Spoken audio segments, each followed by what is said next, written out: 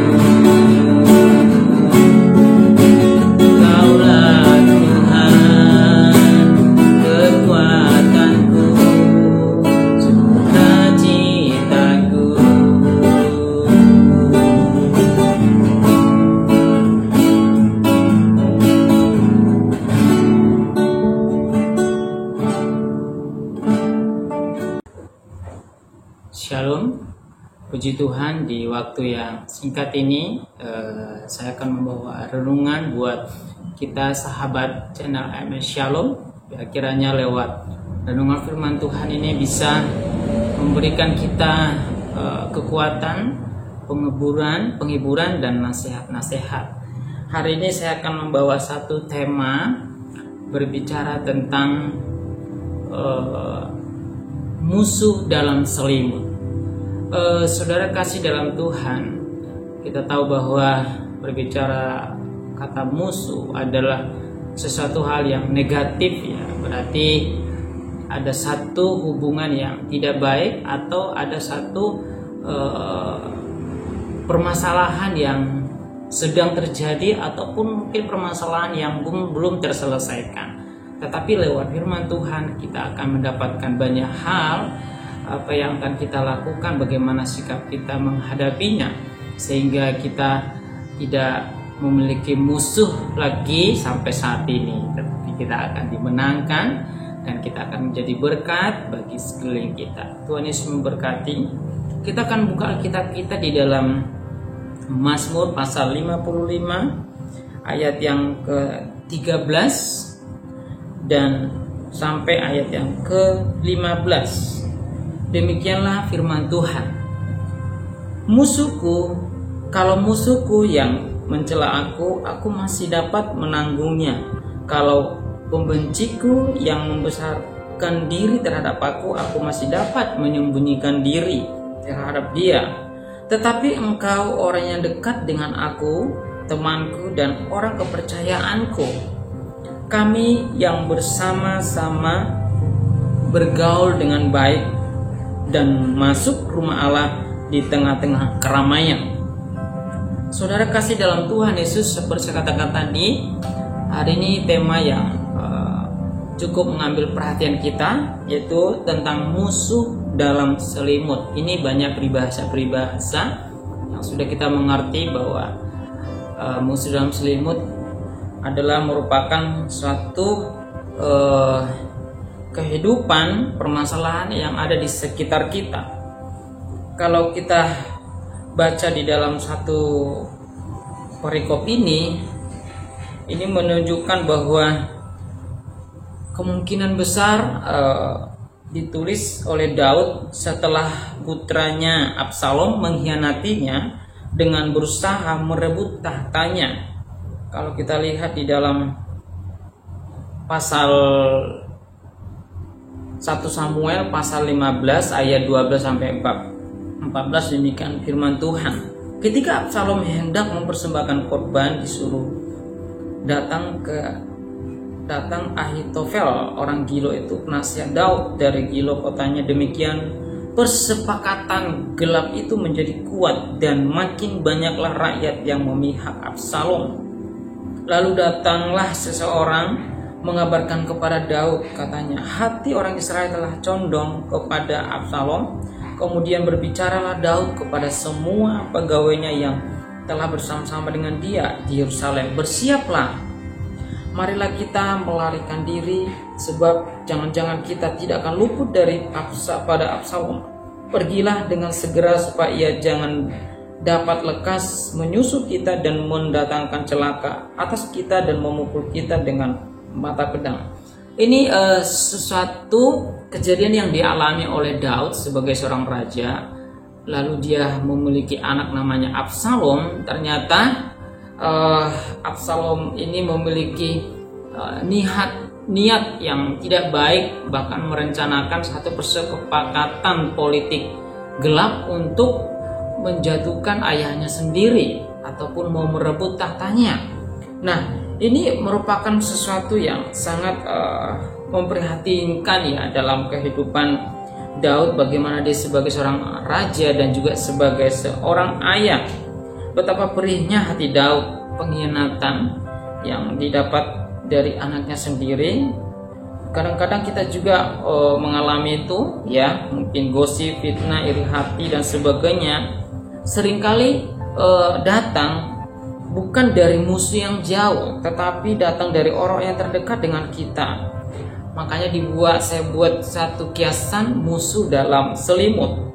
Nah, kepercayaannya, bahkan Absalom itu adalah anaknya sendiri, tetapi di luar daripada apa yang diduga, ternyata Absalom anaknya membuat persepakatan untuk mengadakan satu pemberontakan. Istilah dalam kerajaan itu adalah pengkhianatan, bukan hanya sekedar ataupun Daud sebagai raja, tapi dia ayahnya sendiri.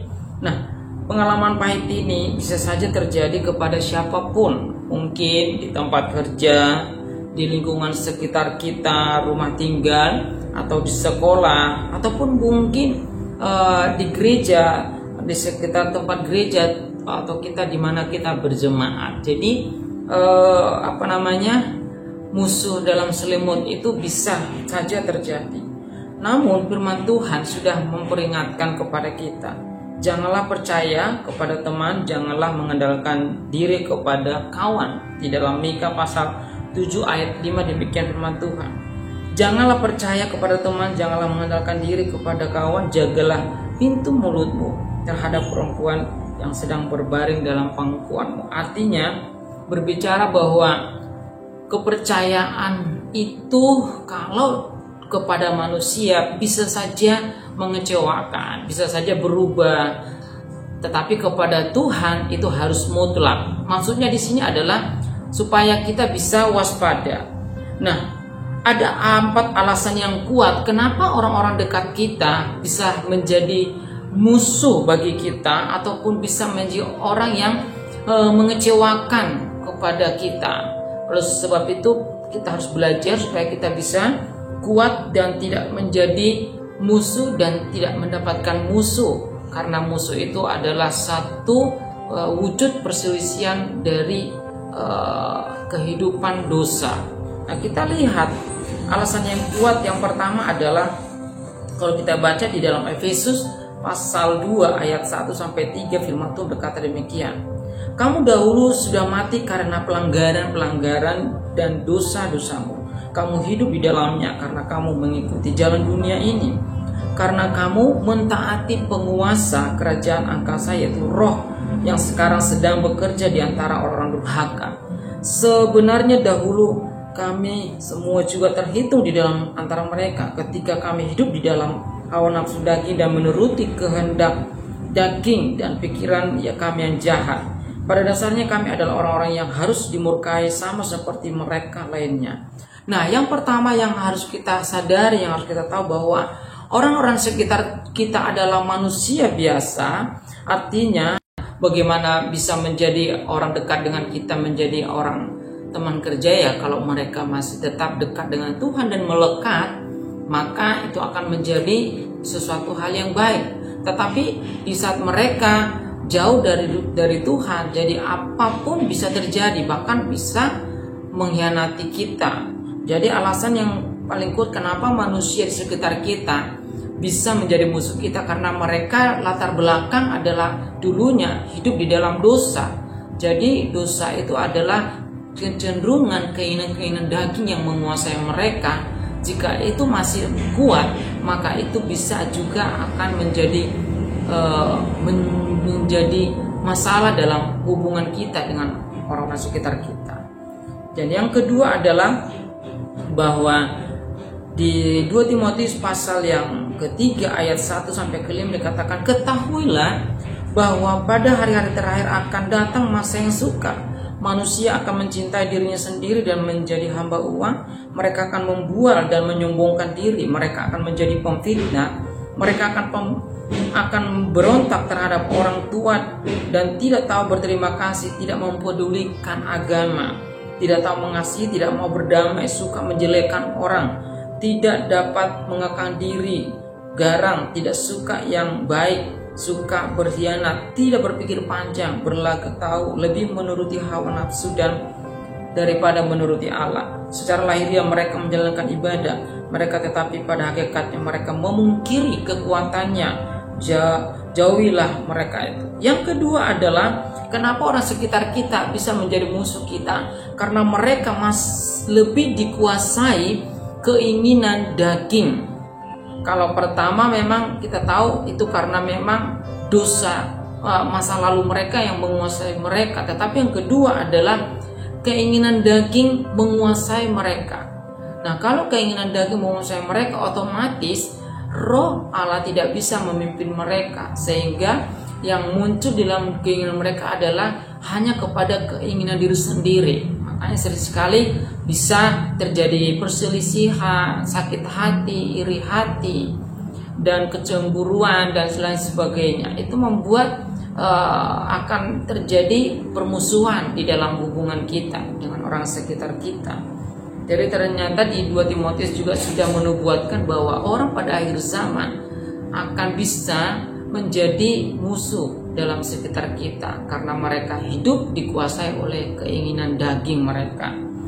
Yang ketiga adalah 1 Yohanes pasal 2 ayat 15-17, demikian firman Tuhan. Janganlah kamu mengasihi dunia dan apa yang ada dalamnya. Jika orang mengasihi dunia, maka kasih akan Bapa tidak ada dalam orang itu. Sebab semua orang yang ada dalam dunia, yaitu keinginan daging dan keinginan mata, serta keangkuhan hidup, bukan berasal dari Bapa, melainkan dari dunia. Dan dunia ini sedang lenyap dalam keinginannya. Tetapi orang yang melakukan kehendak Allah tetap hidup dalam selama-lamanya. Nah, yang ketiga adalah dia terlenyap dalam keinginan dunia. Jadi apa yang dunia tawarkan itu semua diterima dan dilakukan, sementara apa yang dikehendaki Allah tidak dialami dalam hidupnya. Akhirnya adalah kasih akan Allah itu tidak terjadi dalam hidupnya karena dia lebih mengasihi dunia. Kita tahu bahwa dampak jikalau orang tidak mengasihi Allah, maka kasih akan Allah dalam hidupnya tidak terjadi, maka dia akan cenderung melakukan permusuhan di dalam setiap kehendaknya. Kenapa? Karena dunia tidak akan pernah menawarkan persahabatan.